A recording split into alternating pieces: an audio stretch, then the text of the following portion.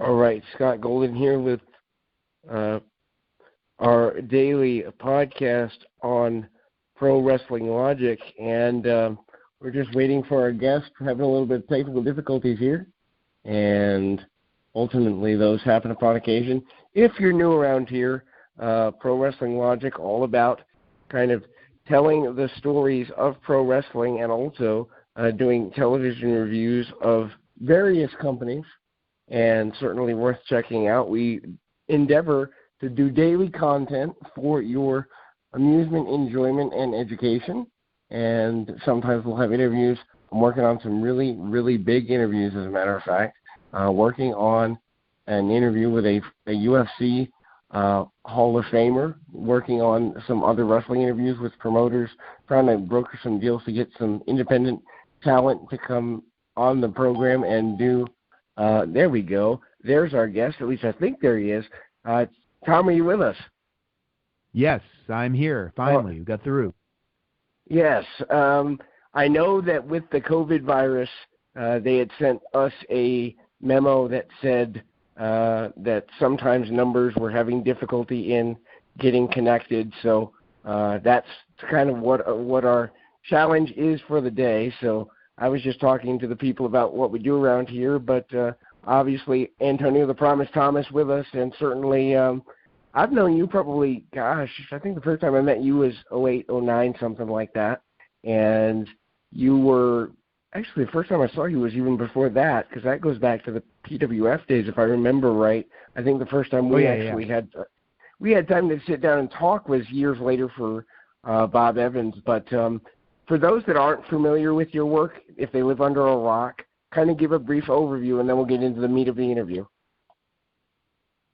I mean, I've gone through different, since 2001 when I started, I've gone through many different kind of incarnations. A lot of people will know me from WWE for a couple of years, being in the Heartthrobs tag team in there, and OVW, which wasn't really me. And then people know me through the indies, through, a lot of Northeast independents, Ring of Honor, All Japan, as just myself. And then the last 3 or 4 years, especially the last year, most people I think now know me as Thomas Santel, which is kind of a takeoff on George McFly character, but like a retro grappler. I just take my love of technical wrestling and my experience in martial arts and wrestling and grappling and jiu-jitsu, and kind of incorporate it into that persona and in my in-ring work.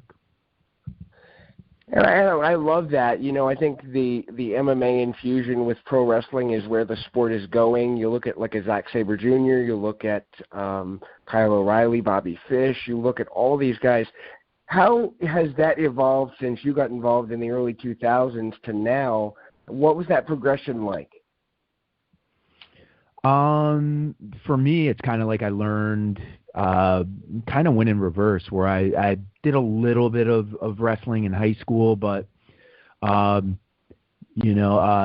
started training at Kowalski's, and those are the latter years that Kowalski was still there at his school in 2001. So I wasn't learning the amateur stuff and the hooks and the shoot hold, sugar hold, stuff like that. Excuse me, that guys and girls previous generations were learning. So I kind of had to just go on my own and just kind of learn pro wrestling first, and then started taking, getting into martial arts and whatnot, and realizing that all the holds were similar and they're all related. You just apply them differently with different pressure and in different ways, whether you're competing or for pro wrestling. So, you would always see the MMA influence with if you go back to Japan in the 90s with Pancrase and UWFI and stuff like that. But I don't really think it was until Brock Lesnar kind of, became big in the UFC and went to the UFC where you started to see on a mainstream level where you'd see guys start to really want to incorporate, martial arts stuff into their in-ring work. And also, you had a lot of smaller guys, when you're a lot of guys, like Daniel Bryan, and you said, Zack Sabre, Undisputed Era, those guys that really like martial arts and doing jiu-jitsu or Muay Thai, stuff like that. So they had always been doing that and incorporating it in their work, but it wasn't until WWE started to sign a lot of these independent talents in 2009, 2010, the last 10 years, that you really started to see the influx of that style kind of creep in and permeate through a national level at the, in WWE and in, AEW and places like that. And I think it has its positives and its negatives. I think the positives are you can get so much more out of a hold, and people can relate to, they know what an armbar is now. They know what a triangle choke is now. The negative that I see, and I'd love your view on this, is Sure. You'll see guys and women do, 10 spin kicks or 10 really stiff kicks, and all of a sudden it's like, wait a minute, how did you last through the last 9? Shouldn't you have gone down on the first one if this person is really, strong? And I think we're still learning in the pro wrestling world that aspect. It depends. It depends. A head kick can be a finish. We see that in UFC. A punch can be a finish. Pro wrestling, you're not supposed to, if I go to shoot you off or whip you into a rope, you're going to stop running. But the logic behind it is you can't, and the momentum turns you and you bounce off the ropes, or, 10 punches to the head. Well, I should have a red knuckle and you should kind of be bleeding or have there should be marks on your face, but there isn't. So, I don't have a problem with it at all. I think it's always been there in Japan and in,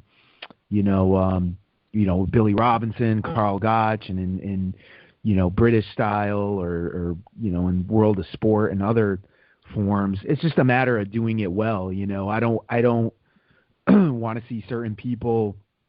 I don't want to see someone hang out in an armbar for a minute and a half and try to fight it. It's not realistic. I think people that, take a couple classes and, try to incorporate stuff. It's, anything. It's like people doing bad lucha or doing bad,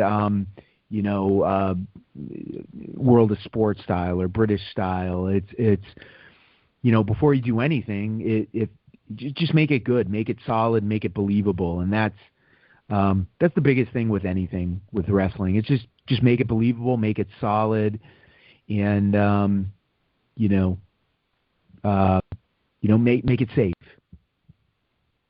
So you're coming up on a big anniversary in a 20-year anniversary next year. You broke in 2001, now 2021. What's the biggest life lesson that you wish someone had taught you before you broke into the business that you've learned along the way because of the business, and you're like, wow, I wish someone had told me this 20 years ago? Oh, wow, that's a really good question. Not to think outside the box. Don't, that when everyone got in 2001, 2000, there was only WWE. When I started, there wasn't even Ring of Honor. There wasn't TNA. So there was only one place. So that's kind of what you were fixated on. And it was like you wanted to get to WWE or WWF at the time, or you were a failure. And, I would watch tapes from Japan and independence and stuff like that. And I just wish people would have just said, listen, don't, there's not one right or wrong way to do things. WWE isn't the end destination. Just learn, I wish someone said maybe learn, start taking up some amateur wrestling and grappling and jiu-jitsu and incorporate this stuff now and learn all these different styles and not taking advice from everybody, but only use what works and applies for you, and consider the source of who's giving you the information. So pretty much just take what works for you. And we were talking before we came on live air about, you're in teaching now. Do you think there's things you learned in the discipline of learning the sport of pro wrestling that translate into you being a good teacher? Oh my God, absolutely. I was very shy and introverted, and still can be, but I was extremely shy. When I got into wrestling, I just finished college, and I couldn't even go up in front of the class in college, in my early 20s, without getting all red and nervous and sweating and whatnot. And, when I was starting my wrestling training, I was working in a school as a teacher's aide, and, I was always like nervous. I didn't want to teach the class and whatnot. And wrestling forced me to, it's like jumping off the high dive into the deep end. You just do it, and there's no turning back. You just go out there in front of people and you learn. It taught me to just fight through things and fight through any obstacles and become more comfortable with people. And, when you're a teacher, when you're a speaker, when you are talking or doing something, a trainer, a coach, you're yourself, but you're performing. You got to have charisma. You got to have an it factor that relates to people. So, just like wrestling, regardless of how you're feeling, how sick you are, how tired you are, you got to go out there and you've got to teach, or you've got to enthrall and keep those students' attention, or your players' attention, or those fans' attention. And that's how wrestling and coaching and training and teaching are very similar. And that's what maybe the most important thing it taught me. So, I know the cliche answer would probably be, when you got the WWE contract, but I'm thinking you're a deeper guy than that. What moment in your career can you look at and say, wow, I really did it. This represents why I got into it. This represents who I am as an athlete, as a performer, and as a person. Did you have one of those moments? I would say I'd actually say that moment really didn't happen until the past year, when I started working for Beyond, where I finally felt comfortable, where under the Thomas Santel character, where all the years of training and training under so many different people and around the world and in Japan and in martial arts, and just finally feeling comfortable with myself in a, not so much just an extension of myself, and where, fans were stopped remembering me as a gimmick in WWE and started rooting for me and realizing, that I can bring something different in the ring and as a character, as a persona, and the fans get behind me. So I'd say that the best year has been the most rewarding and just all around. So not so much one moment, but just all the love and the kind things great things that have happened within the last year. So you mentioned starting training with Kowalski in the early 2000s. How has training to be a pro wrestler evolved in the last, almost 2 decades? Is it much different, or are the fundamentals still the same? Well, the fundamentals are always the same. It's just like,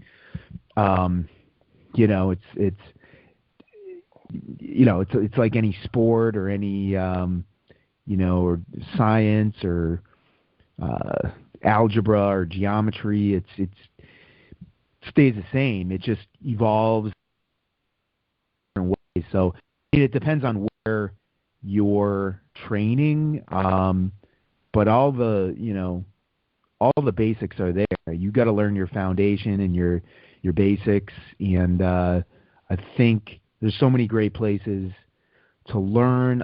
My favorite way of learning that has been tried and true is the Japan dojo style of training that New Japan still does today with their dojo and with their dojo in LA, where you just learn all your, you got to learn how to bump and land and fall and protect yourself and in any way possible, and then you learn your basic moves and your wrestling, your mat wrestling, your amateur wrestling, and then you start your matches with, you do a slam, you do a drop kick, you do a Boston Crab, and it's simple, and that's what you do, and you perfect that until, for a year or more, until you can start building upon that and creating your own thing. And I think too often, even back then, and too often through the years, guys and girls will want to run before they can walk and learn all their basics. They get thrown on shows because they can sell X amount of tickets, or because they can, bring in fans because they're in a battle royal or something like that, and then they, the next thing you know, they have one show and then they have 5 different T-shirts, and it's not about that. It's about learning your basics and executing things at a difficulty of a 5, but at an execution of a 10, and mastering your basics and you getting your foundation. You can't build that house until you have that solid foundation. And I think it's always been where people have there have been people that have not trained the right way, and for years it's like that in anything. And it's also upon the person to get out of it what they put into it. But wrestling evolves.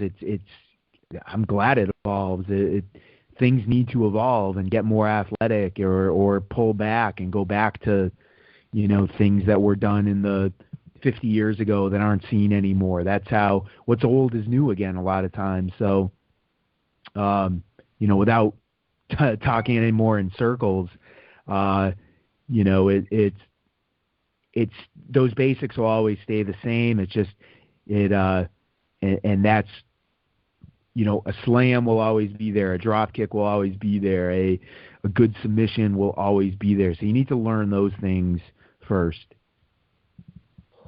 And not only that, but knowing how to bump and how to bump safely and how to take care of your opponent and yourself, very important. But even then, you can't avoid all injury.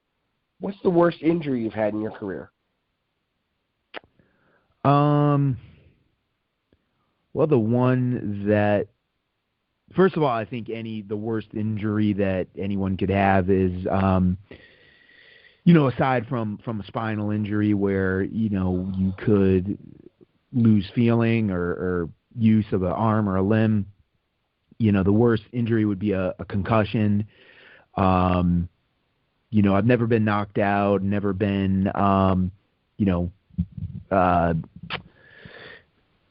had the, forget, you wake up in the locker, forget where you've been, or people, you hear these things about people getting knocked out multiple times and stuff like that. I've never had anything like that. I've had one time in 2009 where I hit the back of my head and I saw 2 referees, and that really freaked me out from that point on. And I was always aware and cognizant of not getting hit in the head and protecting myself for that. But you always worry about, bumping, landing on your back, or any, you worry about the repeated effects of that on your spine or on your cervical spine, especially going up into your brain and your brain stem. And that happens in any sport. So that, you worry about things like that. As far as the worst thing that kept me out the longest time would have been breaking my clavicle in Japan and pretty much tearing everything in my shoulder, my ACL, AC joint. And I had to work on it for about 2.5 months. I didn't realize it was broken at the time, but you just go on and you just kind of work around it. And then, I had to get surgery on that. I've been pretty lucky. I've been fortunate where, I haven't gotten too many major injuries.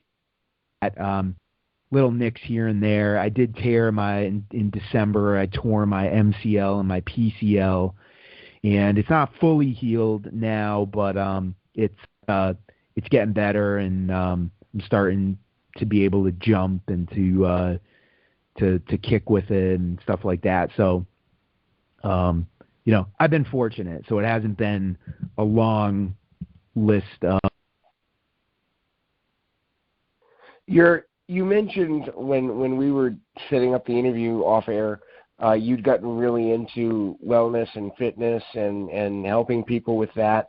Talk a little bit about your journey through your own wellness journey and what it's like to help people hit and reach their fitness goals. Yeah, I mean, I've always been interested in fitness and working out and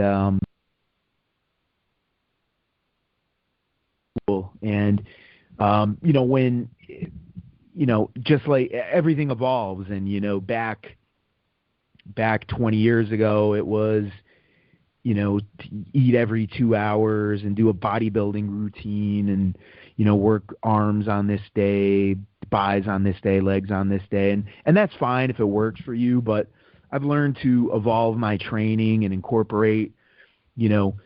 Times have changed, and you see now over the last 10, 15 years, people incorporating more kettlebell stuff, more battle ropes, more various ways of training. And, now, through, a lot of schooling and a lot of, doing CrossFit and martial arts and going to school for nutrition and for personal training and stuff like that, everything. And then, that led me to, doing martial arts led me to start coaching, kids grappling, and then doing some boxing classes and doing now my own MMA fitness classes, and the teaching part of it, being a PE and health teacher with special needs students. And, it got me to the point now where I've kind of worked with almost every kind of demographic. And, from, learning disabled kids or kids that are, handicapped to, elite athletes. So, I just started, working a couple of years ago, working with some clients on the side, and with everything that's going on now with the coronavirus and staying at home. Facebook and on my Instagram, starting an Instagram where I can give tips and advice on nutrition, fitness, working out, coming up with at-home workouts, and it's something that I want to build and expand upon. Coaching and training people virtually, and if they live, in my area, training them on site as well, and so. Starting slow now with my Instagram page, which is Thomas_Matera. And then, I'm going to come out with a revamped Facebook page very soon. Just starting that way, and just word of mouth, and just helping people. And, I just enjoy. That's what I've done for my whole adult life, is train and help others and train my own self. So if I can help someone out there that needs it, I want to do that.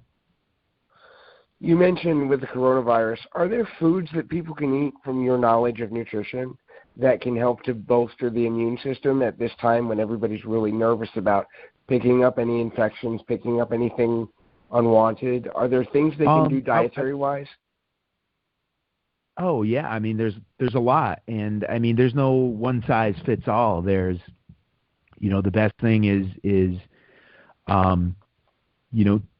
eat earth-grown foods that come from the earth, that don't have additives in them, that aren't bleached or modified, like white flour, anything with white bread, white pasta, stuff like that. Try to stay away from artificial sugars. I try to fix all my cravings. I love pizza. I love peanut butter cups, anything with peanut butter or nut butter. But I try to eat those things in the healthiest way possible. So eat in moderation, everything in moderation, and just eat food, mostly plant-based and lean proteins, or organic. Doesn't have to be organic, just earth-based stuff that comes from the earth that people would eat. Before everything, going back through the course of history up until the 1900s, when things started to get modified and processed.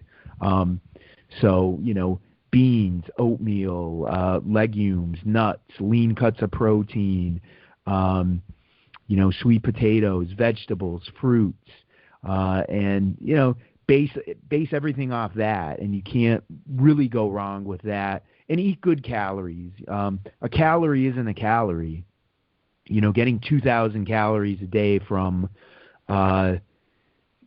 Burger King or McDonald's or ice cream is not the same as getting 2,000 calories from the healthy foods, the good foods that I just mentioned. So, make those calories count. You don't have to count calories. Don't count calories. Make calories count.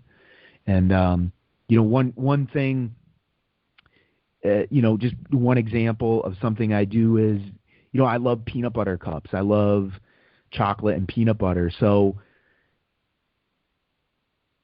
or almond butter, and I get dark chocolate or natural chocolate, and I take a couple squares of that, and I dip it in that peanut butter, that almond butter, and that satisfies my cravings. And it's better than having candy or the peanut butter cups, Reese's peanut butter cups. That's fine once in a while, but every day, you can't do that. And so, doing stuff like that, is stuff that I'm mindful of and that people can do. What's the best thing that people can do in terms of, so many people right now, they're quarantined, they're locked at home, they can't go to the gym, they can't work out normally. Are there some at-home workouts tips that we can give people right now today that they could implement tonight and get back to feeling better? Absolutely. First thing is walking or going out running or hiking. You see, I see more people outside now than I have in the last, since I was probably a kid, and I love it. It's great because as, where people are sitting all day, or they're at a desk or at a computer screen all day, and our bodies weren't meant to do that. And so getting out and walking or jogging or hiking would be the first thing. At-home workouts inside, if it's raining or if it's cold or if it's snowing. There's so many things you can do. Everybody has stairs. Utilize your stairs. Walk up and down your stairs for, I posted a workout on my Instagram last week where, you run up or walk up the stairs, come back down and do 5 push-ups or 10 push-ups or whatever works for you. Then you run back up and you go up to the next highest stair. And, you can do a progression like that. When all else fails, you can do squats, you can do push-ups, modify your push-ups if you need to do them on a countertop or a table or with your knees. Do a proper squat. I just put up one today on doing a proper squat using a chair or an ottoman, because a lot of people have trouble squatting or don't know how to squat the right, the safe and healthy way, the proper way to do it. It's not so much lifting weights or working out. It's utilizing movements with your body that you can do and that you can apply to life, into your 50s, 60s. So, there's a lot of different things that you can do. I've had some of the best workouts with just my body in a little Japanese hotel room, with a deck of cards doing push-ups or just doing squats. So if you have a pull-up bar, do some pull-ups or just do some hangs. So there's a lot of different things that you can get creative with, in terms of, do 10 sets of 10 or 10 sets of 5, or, a lot of different ways you can scheme them and program them each day and to make them different. And, if anyone is listening, again, go to my Instagram, Thomas_Matera, or email me at thomasmatera23@gmail.com. I'll help you out. I'll give you some advice free of charge during this time. I actually know a couple of clients that I have that I want to refer to you because they've got we're working through the mental block things related to, weight loss and all that. But I think having a good trainer, having a quality trainer is essential if you have those blocks. What's the biggest block mentally that you hear from people that holds them back from reaching their fitness goals? A lot of one, but I think the biggest one is people say that I don't have time. I don't have time to make, I see teachers at school. Oh, I don't have time to make my lunch the night before, so I'm going to order that out and have this crappy food. Or I don't have time to work out, when in fact you can get a great workout in 10 minutes. You can just, walk a little more, use the steps a little. Grocery store further back so you get those steps in. There's always time. I don't like when people say I don't have time, because then when it's too late, when that person is gone, or that your health has deteriorated to a point where you're immobile or you have a chronic disease, then you're going to say, I wish I had. And I tell my clients all the time. Right, I tell my clients all the time. I tell them all the time, listen, you have the time, you're just not making the time. There's a difference between having it and making it. Big difference. Yeah, I know we're on. People spend so much. People will go. I'm not a big social media guy, but to promote and do stuff. Promote things.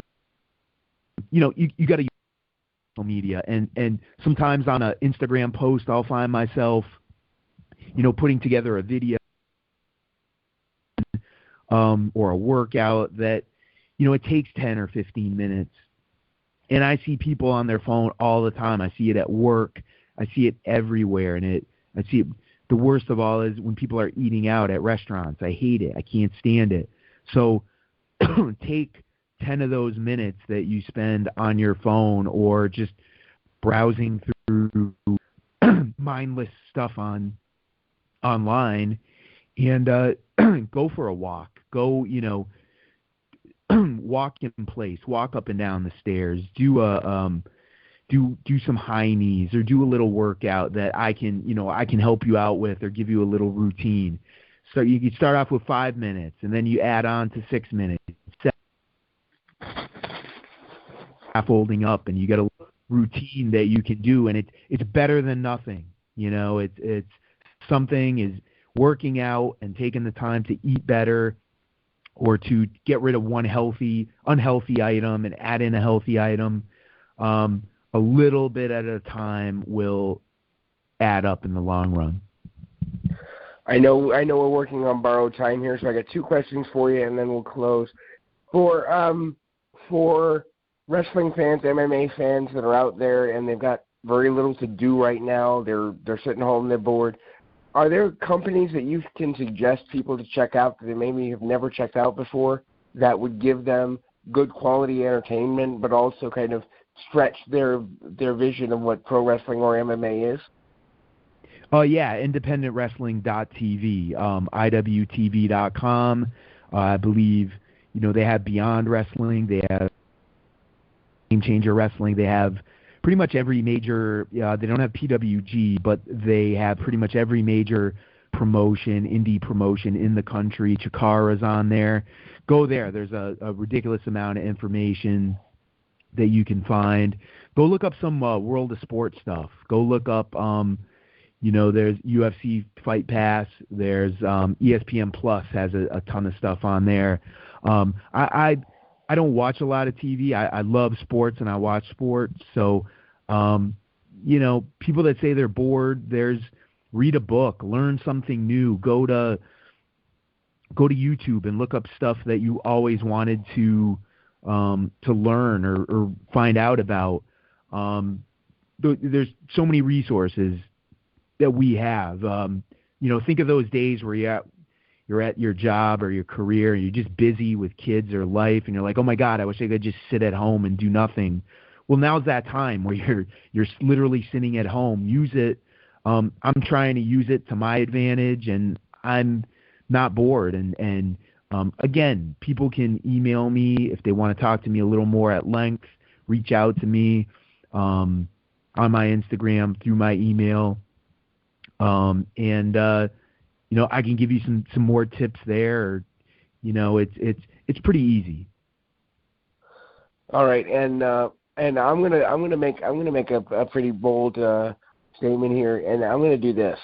For anyone who hears this interview and later becomes a client of mine, if you can show me that you're working with Tom on reaching your goals, I'll make sure you get a discount on my services as well, because I really believe in what he's doing. I believe in his ability to do it, and I believe that we all need to care about holistic wellness, mind, body, spirit wellness, now more than ever in human history.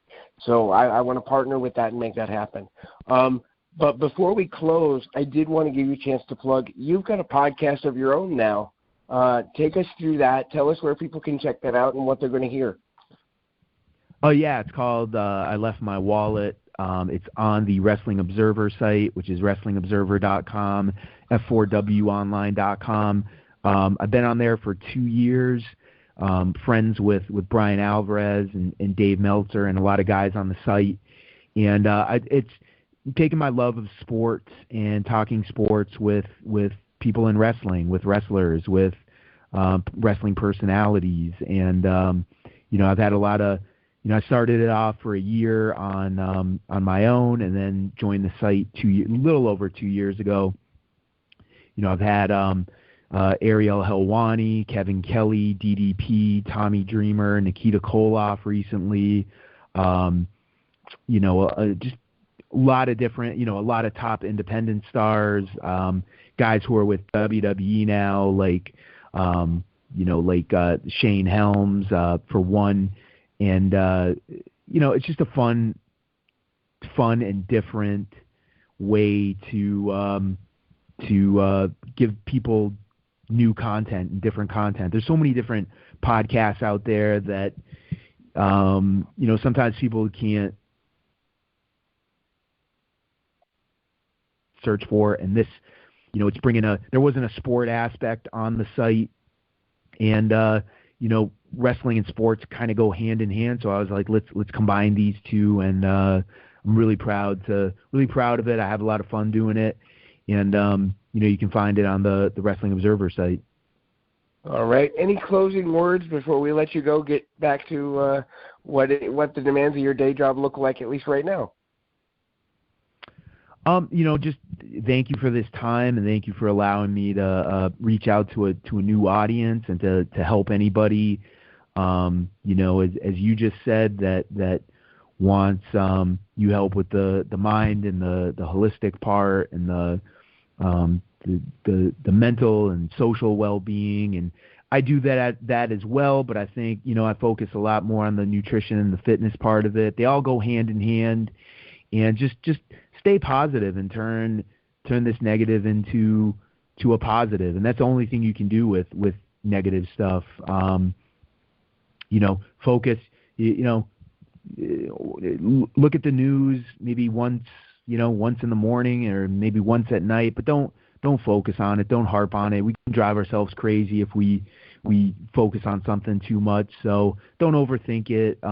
Be safe, stay in, and just any move, learn something new, and take the time we have to better yourself, better your family, your loved ones, your friends, and to reach out and help others.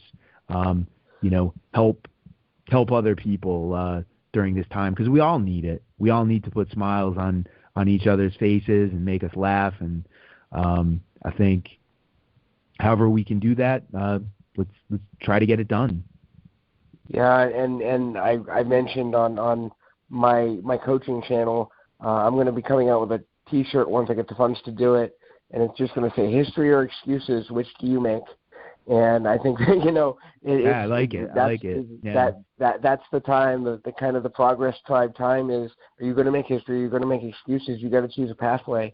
And yeah. Tom, it really seems like you've made a lot of history, and you're just getting started, man. So I thank you so much for your time today.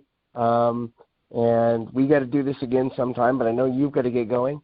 I'll close off here and just say this has been Scott Golden with Pro Wrestling Logic here on YouTube. We've got all sorts of different stuff coming up. If there's someone you want to see us interview or hear us interview more accurately, please, put that in the comments, and we'll see if we can get it done.